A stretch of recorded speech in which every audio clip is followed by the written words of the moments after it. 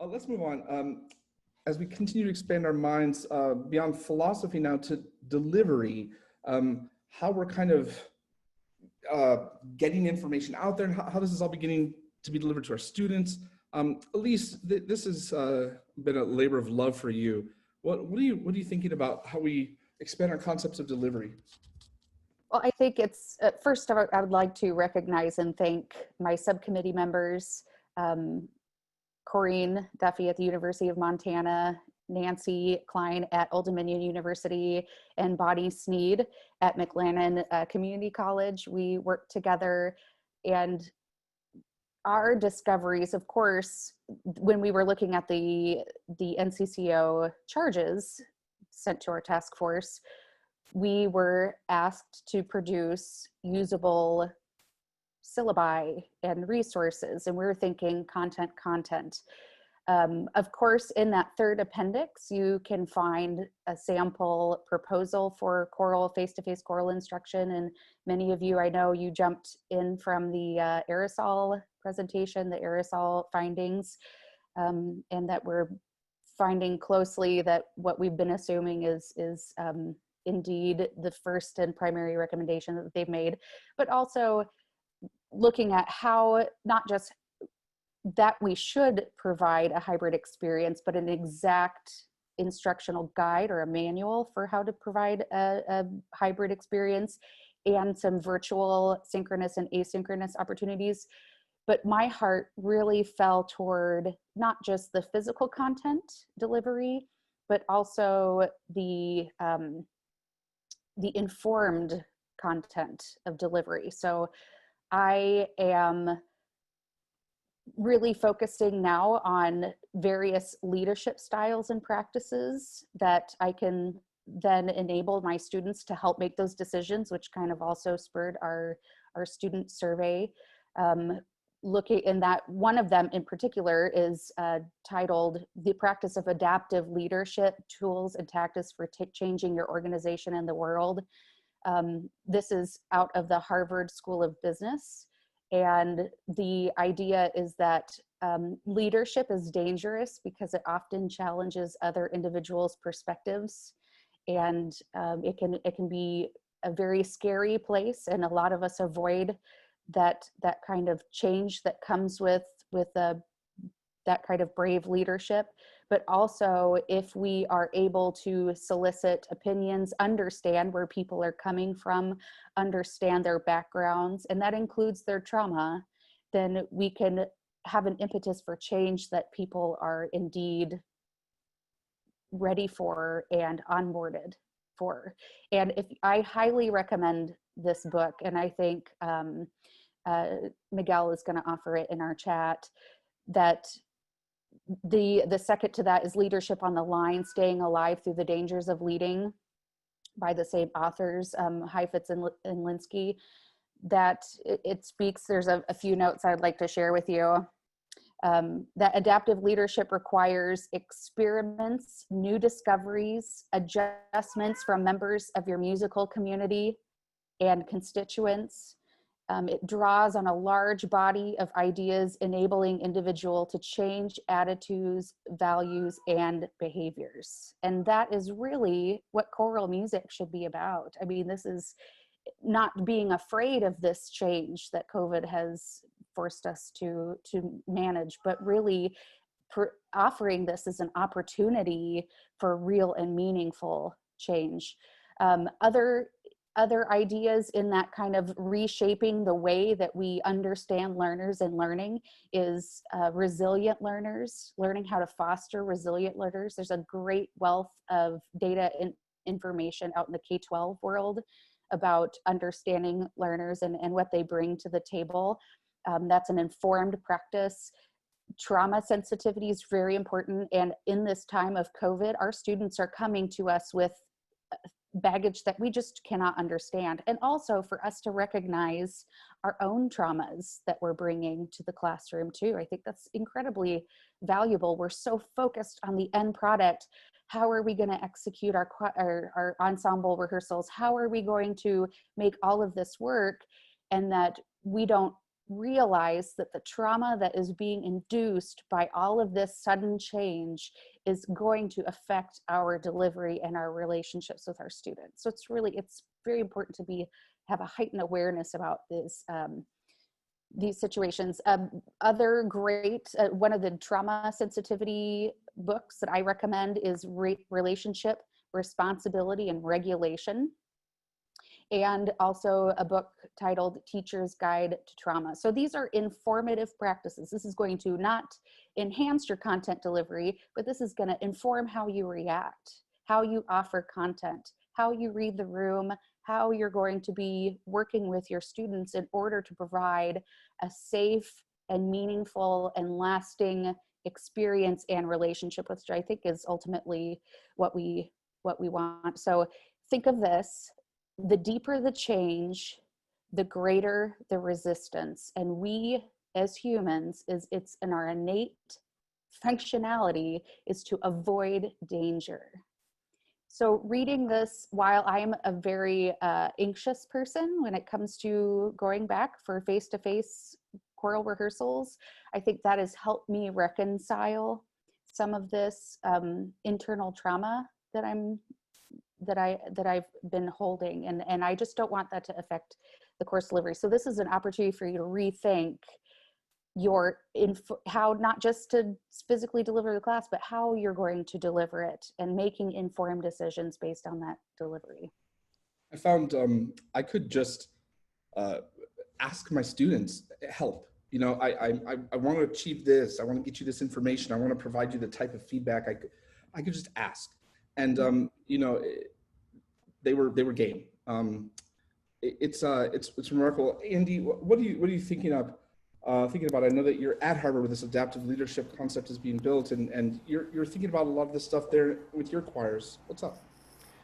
And I think all of us, I really appreciate what Rollo said earlier about this being a moment of renewal or even a reclamation project rather than restoration. And one of the things that came up in our conversations, which I'm sure so many of us have thought about, is how do we come out of this on the other side as a stronger field in our practice and in our pedagogy toward a choral music that is more just and compassionate, a choral music that is more critically engaged, a choral music that is more creative, right? To certainly sustain, get back to, and invoke the traditions that we love. I have a colleague at Harvard who loves to say, you can't get from vocation to provocation without invocation. So we all have this vocation as choral musicians, and now we have a provocation that's sort of been forced upon us, right? We have to provoke, we have to change, we have to adapt. But we can't get there unless we root ourselves in a tradition. And it's a tradition we should critically filter. It's a tradition we should tell the truth about in terms of its relationship to empire, its relationship to racism, classism, white supremacy, and so forth. But nevertheless, we can learn from. I mean, Heinrich Schütz has something to teach us and tell us about working in isolation, working amidst a pandemic, working amidst a genocidal war, right?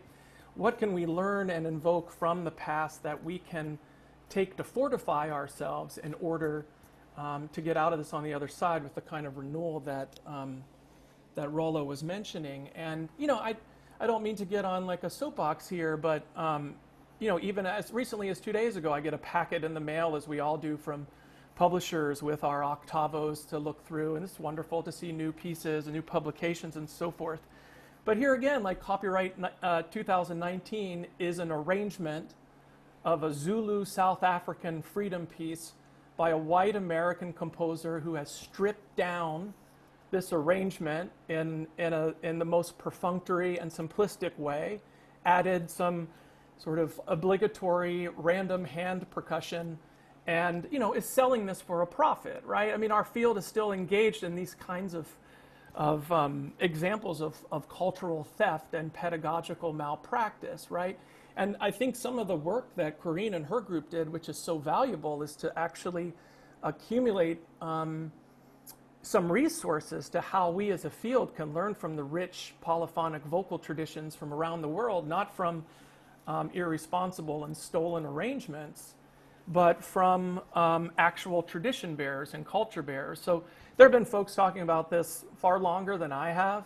And I think about my friends in the nonprofit Village Harmony who've been around for decades, who've been facilitating this kind of work. They've been thriving in this environment where the world is now much smaller, and we can connect to master teachers in different parts of the world. We can compensate them fairly, and we can do the work of not only exposing ourselves to this music, but actually engaging with it and learning it with as much rigor, intention, and humility and care as we would a Bach motet. So again, it gets back to the most important word, I think, of our task here, which is not to replace or do away with, or to say that the music that we love, needs to be irreparably disposed. We're thinking about an expansion. We're thinking about broadening our concepts of what choral music can be and do. And all of us are, I know, so excited to get back to Chance, where we are making music with our students and peers. And I'm optimistic that we will come out of this on the other side transformed. But I would love to kind of kick it to my colleague, Dr. Duffy, who really did the work in this area, and maybe can share a little bit about how the report speaks to this. Talk about a tough act to follow, Andy. I would be glad to talk about it, and thank you for that wonderful setup. I think that one thing that we realized in discussing the dovetailing of the pandemic with the outrage over racial injustice, the drive for societal equity, is that we as tertiary choral conductors want to lead towards betterment in the choral field in the area of honoring cultures that might be outside of our own experience, rather than supporting the kind of work that Andy just mentioned, which does the opposite. And one idea that we had was to put together a growing roster of specialists in a variety of areas who might be willing to assist us as collegiate choral conductors in enhancing and jumpstarting this process. Because I know for me, I've attended so many fascinating and wonderful webinars where so many resources have been suggested that I want to put on my reading list, and with 2 small kids at home, I have not had the kind of time that I would like to do as an academic to educate myself in so many of the areas. And even if I did have more time, we can't be an expert in everything. We kind of try to, as choral conductors, sometimes make ourselves miniature experts in an octavo that we're doing. But during this time, because our access to our usual intensive rehearsal experience and performance process is going to be decreased, no matter our situation, whether we're face-to-face or hybrid or fully virtual, we will not be able to do the same volume of repertoire that we usually do. So why not dig in deeper to what we can access, or, as I suggested earlier, perhaps even look at some things that we're not actively in the process of rehearsing at this moment, and reach out to experts. So on this roster, I sought to include musicologists, ethnomusicologists, composers, arrangers, choral conductors, NCCO members, culture bearers, artists from outside of music even, or in different parts of the arts, who might be able to help inform us as we go down this path. Moreover, I think that higher education is taking a hit right now. And I believe that our students, whether conscious or unconsciously, are wondering what the value really is of a college education, especially if they're forced to go remotely. It's expensive, and what do we have to offer? Why not show them and say, look, you're at college, look at what we have access to. We have access to experts in music around the world, people with experiences that I, as your choral conductor, can't offer you, but I have friends who can, so you can actually reach out and show them the heft of what higher education can actually offer. You can also reach out to maybe a high school choral conductor in the area and say, hey, at 2 o'clock, we're Zooming in with Vipriyatna in Indonesia or whatever, and would you like to join in? Maybe your high schoolers want to see too. So that we then show the next generation, look at what college can offer you, and look at what choir can offer you. Choir has a really bad rap right now, and people are afraid of it. You know, I've gotten lots of emails from students saying, what measures are you taking so that I feel safe to come back? And I feel like that's going to continue on for some time, you know, students being afraid to come back. Let's show them what choir can do and what higher education can do. This is great stuff. And, you know, there's a lot of idealism that goes into this report. And if we just buck up, it's all going to be great. Maybe it's not. Maybe, you know, there's students who have some really well-founded fears.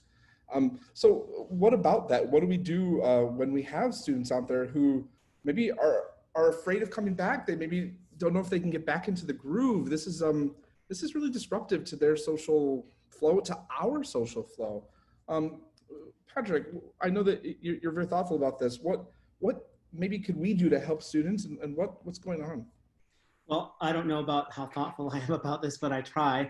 And hopefully I'm responsive more than thoughtful. And the thing that had not occurred to me was simply to ask students how they were doing. It's such an obvious thing, but, you know, yes, we check in from time to time at the beginning of classes, but to think, how can students inform the very that content that we're teaching and the ways in which we're going to do it. So I'll just give you a couple examples. So a couple of things I've learned from my students. One, they want complete musical experiences. If they can't sing in choir with 130 people and have the concert, what can they do that is a complete musical experience? How can we facilitate that? So they want us to create small groups and then use our wherewithal to keep them on task. My undergraduates reported to me that they're lonely. And so social interaction is going to be very important. By the way, I'm speaking as someone who's going to be teaching entirely online this semester. My graduate students, on the other hand, talked about an inability to maintain attention. So my lecture classes are scheduled as 2.5 hours straight. Well, that's not going to work for them. So what will I have to do differently to adapt to what my students need? So I think that's the challenge here, is to not think so much about how students need to adapt, but how we need to adapt in ways that facilitate their forward motion through their academic career. My husband, who is going to be teaching 3rd grade in that little room over there, he next week is going to start 6.5 hour live synchronous teaching daily. He'll be in the classroom alone with a video camera and a monitor, and all of his students for at least a month, all of them are elsewhere for 6.5 hours a day, synchronous teaching. All the things he does to keep 8-year-olds focused, most of them won't work. Come sit on the rug. No, don't move. Don't touch each other. You know, it's going to be a challenge for us all.